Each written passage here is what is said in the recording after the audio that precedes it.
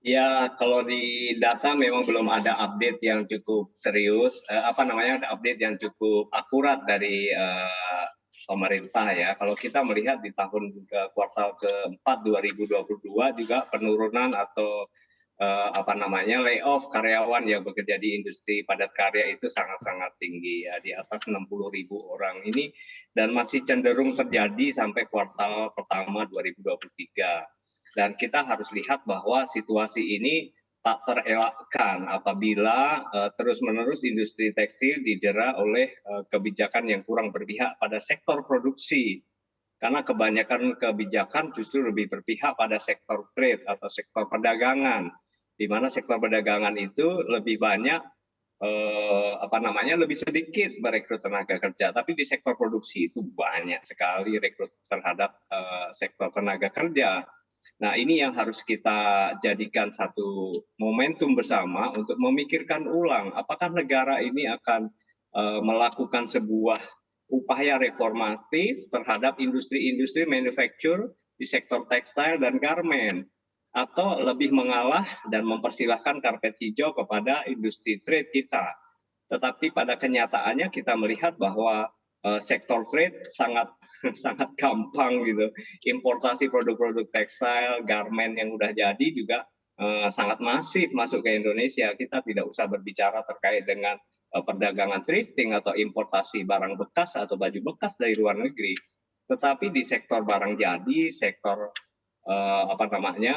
produk-produk jadi pun juga terjadi sangat masif dan harganya sangat-sangat murah. Bagaimana kita bisa berkompetisi dengan itu? Jadi intinya adalah kami sepakat dengan Mas Gita ya dari APSIVI berbicara terkait dengan adanya gelombang PHK yang masih terus mendera industri tekstil. Kita berharap sih ya Mbak, kemarin kan masa Lebaran ya, di mana sebenarnya itu panen baju tuh terjadi, tetapi juga nyatanya enggak gitu loh. Oke. Bahkan kontribusi PDB di sektor tekstil di kuartal ketiga tahun 2022 Iya, lalu juga eee, menurun. Kami pengen lihat Januari Februari ini seperti apa Pak nanti. Danang, kalau kita ingat beberapa waktu lalu, saya ingin mencocokkan sih, apakah, eee, gelombang PHK yang terjadi di industri ini betul besar kaitannya dengan maraknya thrifting, Pak? Ya, ya banget lah Mbak, sangat banget lah. Ya, Itu sangat-sangat kalau betul relevan. memang berdampak, Pak, saya ingin tahu. Kemarin kan beberapa waktu lalu juga, Menteri Perdagangan sudah mengeluarkan kebijakan terkait thrifting. Nah, ini udah mulai dirasakan nggak, Pak, dampaknya? Atau memang sebenarnya kayak udah berita hilang saja, nggak ada apa-apanya, nggak terasa apa-apa? Bagaimana Bapak melihatnya? Ya, sebenarnya pemerintah sudah sangat bagus ya, Kementerian Perindustrian, Kementerian Perdagangan, kemudian diikuti juga leading sektornya juga Kementerian Koperasi dan UKM ya. Tapi kita paham betul bahwa industri perdagangan di sektor thrifting dan importasi baju bekas itu kan memang lebih banyak dilakukan oleh rekan-rekan kami di sektor UKM ya, penjualan atau outletnya itu dari teman-teman UKM. Dan pemerintah kan menerbitkan kebijakan agar barang-barang yang sudah terlanjur masuk, yang sudah dikuasai oleh pedagang UKM tetap boleh dijual gitu. Ya karena ini jumlahnya masif ya nggak tahu sampai kapan itu selesai Ya. barang-barang itu terjual habis kan. Jadi kita nggak ngerti apakah nanti pertengahan bulan atau tahun ini atau habis tahun ini baru selesai. Tapi inti pentingnya adalah stop dulu deh impor-impor itu. Berikan keleluasaan, berikan kemandirian kepada industri TPT agar mereka bisa bangkit dengan upaya mereka sendiri, tapi dilindungi oleh polisi pemerintah. Jangan dibiarkan kami berkompetisi dengan produk-produk yang tidak bisa secara head to head kami mampu bersaing dengan mereka. Itu problemnya, Mbak. Mmm, Kalau misalkan terkait dengan kondisi pabrik-pabrik, Pak, di kawasan Berikat Nusantara maupun yang di Pulau Gadung sudah banyak sekali yang tutup, apakah, ada pabrik-pabrik di wilayah lain yang juga mengikuti langkah serupa, Pak? Atau mungkin sebenarnya cuma relokasi saja, Pak? Ya, ini yang harus jadi bagian penting dari perhatian kita. Relokasi betul terjadi di industri footwear ya, sepatu alas kaki itu relokasi banyak terjadi ya. Kemudian industri tekstil atau garmen itu juga banyak terjadi. Dan ada sedikit bias bahwa kalau relokasi itu apa namanya, tidak melanjutkan rekrutmen karyawan, tapi sebenarnya juga terjadi rekrutmen tambahan di daerah baru yang di tempat relokasi pabrik baru tersebut. Nah, tetapi dari angka makro kan kita lihat bahwa sebenarnya yang terjadi bukan hanya sekedar rekrutmen di industri baru yang tempat relokasi karena para pegawai yang berada di lokasi industri sebelumnya kan memang tidak bisa dipekerjakan di tempat yang baru karena kesulitan akomodasi, karena macam-macam lah. Biaya relokasi itu sendiri juga mahal, Mbak, terkait dengan pembangunan atau pengadaan supply chain yang ada di situ. Nah, kita harus melihatnya dalam satu bingkai yang lebih besar. Contohnya begini, data-data yang kami harapkan sebenarnya jangan hanya data dari klaim industri kami, tetapi juga data-data dari Dinas Tenaga Kerja setempat yang diakumulasi secara nasional.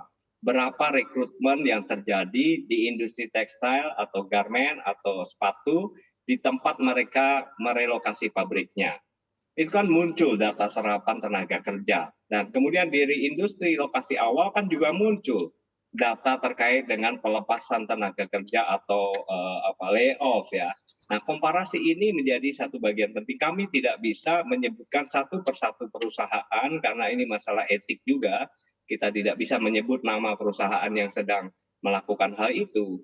Tetapi industri atau dinas tenaga kerja setempat kan bisa melakukan itu. Nah, inilah yang kami harap potret terkait dengan data-data ketenaga kerjaan, baik layoff atau rekrutmen baru itu, justru pemerintah punya otoriti dan punya kewenangan.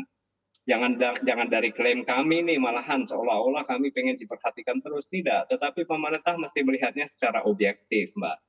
Mengapa terjadi relokasi? Karena satu dorongannya, Iya, sektor padat karya itu rentan dengan kebijakan upah titik. Di tempat sebelumnya pasti karena upahnya mahal gitu, bukan soal logistik, bukan soal perda-perda, ya, ya. tetapi upah. Karena kenaikan upah yang cuma sekian persen itu dampaknya di industri padat karya itu bisa puluhan miliar setiap bulan. Gitu, Iya, Mbak Sarah. dan ada juga Pak beberapa pihak yang menyebutkan jika sebenarnya market tekstil di dalam negeri ini harus terus ditingkatkan. Ada juga yang menyatakan sebenarnya pasar domestik kita sudah cukup baik, namun pasar ekspor yang sangat tergilas. Bagaimana tanggapan Anda dengan adanya anggapan seperti itu? Seperti apa sebenarnya seharusnya peran pemerintah untuk bisa bernegosiasi dengan negara-negara tujuan ekspor, Pak? Singkat saja silahkan. Ya, pasar ekspor itu kita semua tahu lah di banyak negara juga sedang terjadi disruptif ya, terjadi gangguan ya karena permintaan impor dari Amerika, Eropa dan banyak negara permintaan tekstil dan garmen itu memang mengurangi permintaannya karena ada terjadi masalah ekonomi di daerah tujuan ekspor ya, karena masalah inflasi mereka yang meninggi, karena kebutuhan minyak dan gas dan energi mereka yang meninggi, karena masalah-masalah internasional trade atau perang Rusia-Ukraina. Tetapi untuk menggeser hal itu ke market domestik juga tidak mudah. Karena daya beli di market domestik kita juga harus dibangun lebih dahulu supaya mereka bisa mampu mengkonsumsi produk-produk garmen dan tekstil dengan kualitas yang bagus tapi harganya murah. Nah, untuk mengejar harga murah ini kan butuh serangkaian regulasi agar industri tekstil kita bisa terkonsumsi oleh masyarakat supaya harganya murah gitu. Kayak beras kan dikontrol betul oleh pemerintah, Ya, ya, sembako dikontrol betul oleh pemerintah, ya. tapi tekstil, sandang sebagai salah satu kebutuhan pokok kan tidak dikontrol dengan sungguh-sungguh oleh pemerintah. Nah, ini yang harapan kita Ya. agar pemerintah menciptakan iklim regulasi yang memungkinkan industri TPT ini tumbuh sebagaimana industri pangan kita, sebagaimana industri papan kita. Kita punya kebutuhan primer sandang, pangan, papan. Sandang itu nomor satu gitu. Tapi atensi terhadap kebutuhan sandang atau iklim investasi untuk membangkitkan industri sandang itu Ya, belum siap sampai Pak. ke sana.